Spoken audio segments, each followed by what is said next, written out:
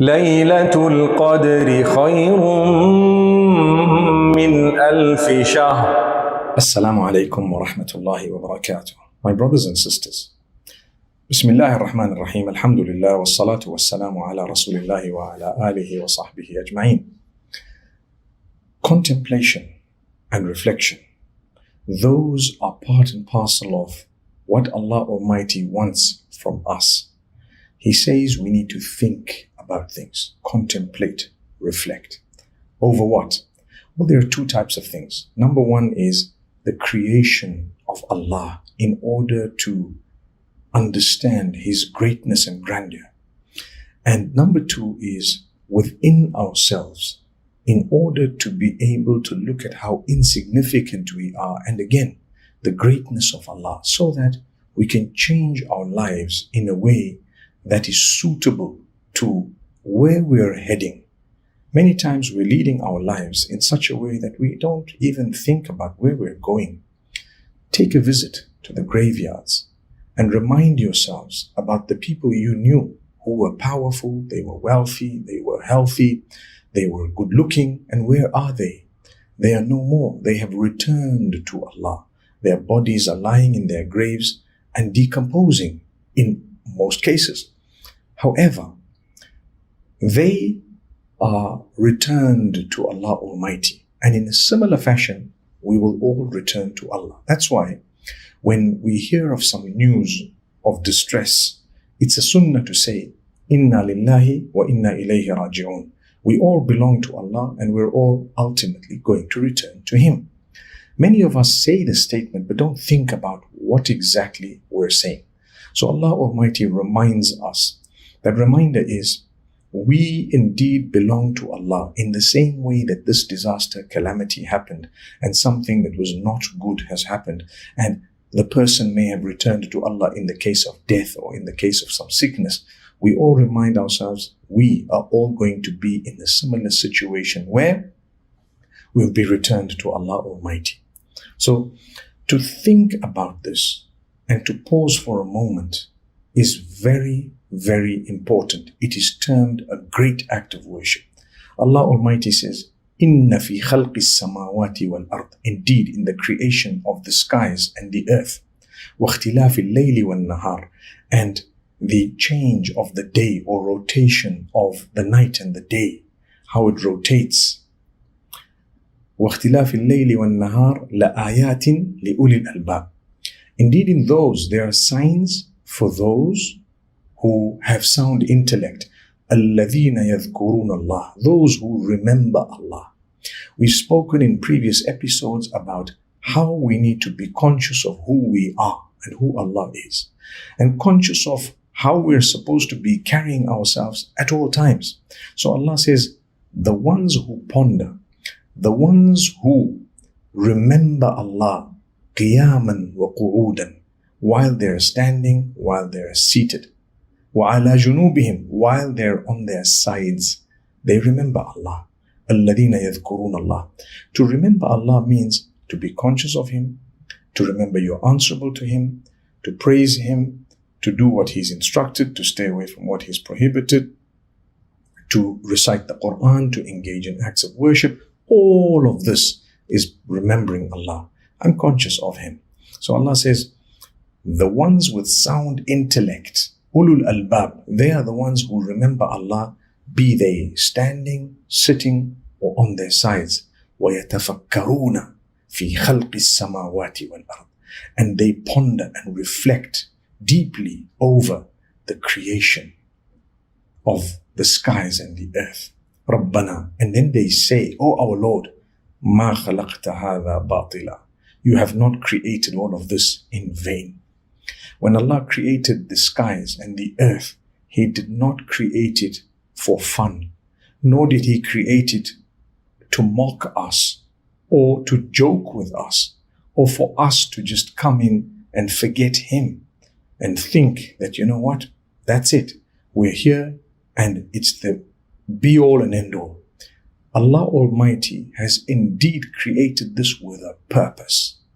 رَبَّنَا مَا خَلَقْتَ هَذَا بَاطِلًا. Oh our Lord, you have not created this without purpose. There is a purpose. Subhanak. Glory be to you, O Allah. Faqina adhab an-nar. So save us from the punishment of hellfire. That's one of the du'as or the supplications that a person who ponders and reflects will make. Oh my Lord, save me from the punishment of the fire. Save me from the punishment of the hereafter. Save me from calamity in this world. In this world, things will happen to you and I that are not nice. They may not be good. It might be negative. We might suffer loss and so on. It's part of the promise of Allah. I will test all of you. وَلَنَبْلُوَنَّكُمْ. With what? بِشَيْءٍ مِّنَ الْخَوْفِ. With a little bit of anxiety, perhaps fear. The term khawf refers to fear, but it includes in it anxiety, because anxiety has an element of fear in it. So Allah says, I will test you with a little bit of fear, wal-ju' and some hunger, whatever way that hunger is going to come to you, whether you cannot eat what is there or you don't have provision, you don't have the food, maybe you may not have earned it, so on. You might have lost job and whatever. Allah includes thereafter al-ju' al-khawfi wal-ju' wa naqsim min al-amwal, loss of wealth.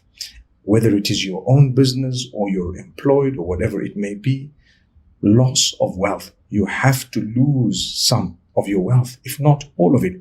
Take it in your stride. Allah promised this to you. Don't become depressed because you lost money or because you lost some of your property.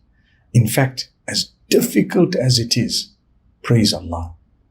Ask Him for guidance. Seek forgiveness from Him and improve yourself.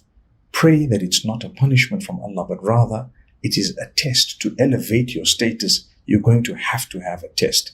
And the beauty of a test and the difference between the test and the punishment is when the punishment comes, it comes with destruction. And it comes with a lot of difficulty, hardship that a person cannot come to terms with.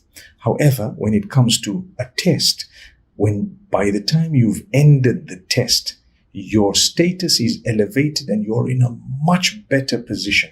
Allah says, Inna ma'al usri yusran, Inna ma'al usri yusran. Indeed, with hardship there is ease, and with hardship there is another point of ease. So with each hardship, there is more than one point of ease. But you have to go through that hardship. Don't give up during the time of the hardship. The time of the hardship may last a month or two, a year or two, more or less. It's okay. Seek help from Allah. Keep trying, but don't give up. When you come out of a test, you'll always come out better, happier, closer to Allah. You come out a much more beautiful person. You're more conscious of where you're going. You understand the greatness of Allah. You're softened towards people as well. That is not a punishment. That is actually a test from Allah subhanahu wa ta'ala, which is good for you and I. Like we said, Allah Almighty says, we will test you. وَنَقْسِم مِّنَ الْأَمْوَالِ وَالْأَنفُسِ. We will even test you with loss of life. You will lose people around you. You may lose so much. And Allah Almighty says to us, loud and clear, بَشِّرِ الصَّابِرِينَ. Give good news, glad tidings to those who are patient. Give good news to those who are patient. What do they say? الَّذِينَ إِذَا أَصَابَتْهُمْ مُصِيبَةٌ. Those whom when calamity strikes them, they say, قَالُوا إِنَّا لِلَّهِ وَإِنَّا إِلَيْهِ رَاجِعُونَ. Indeed, we belong to Allah and we're all going to return to Allah Almighty. Everything here belongs to Allah. So to ponder over the greatness of Allah and His creation, even if it were documentaries that you're just sitting and watching about the telescopes that we have and so much more, that which is looking at the rest of the planets or the creatures and the cells, watching those documentaries with the right intention is actually an act of worship, because you're pondering over the greatness of Allah, the skies and the planets, the earth, the creatures, the uniqueness, amazing. Look at medicine. Check how the human body works. To watch and to learn and to educate yourself about everything, your eyes, your nose, your tongue, your voice, your identity, your uniqueness, and so much more is actually an amazing act of worship that many people do not consider an act of worship. Allah Almighty asks us to ponder, to reflect, to look into, to study His creation. Because by studying His creation, you are going to understand that this is no way a coincidence. There has to be a maker who made this. It is absolutely mind-boggling. And wallahi, it is. Everything about creation, including the lips that I have and you have, the saliva, the digestive system, the list is endless. You spend your entire life baffled about how the heart continues to beat 136,000 times a day for years on end, with no battery, just with the power of Allah. May Allah Almighty grant us goodness. If just one thing can baffle us so much, and it's just mind-boggling, imagine the rest of the creatures of Allah. They say the smallest of creatures of Allah, if you were to spend the time studying it, you would have to spend your entire lifetime, and you still won't understand every single aspect of that particular creature of Allah. Look at the way we sleep. How amazing is it? It replenishes, it quenches, it strengthens, and it gives us a refreshing feeling when we're awake.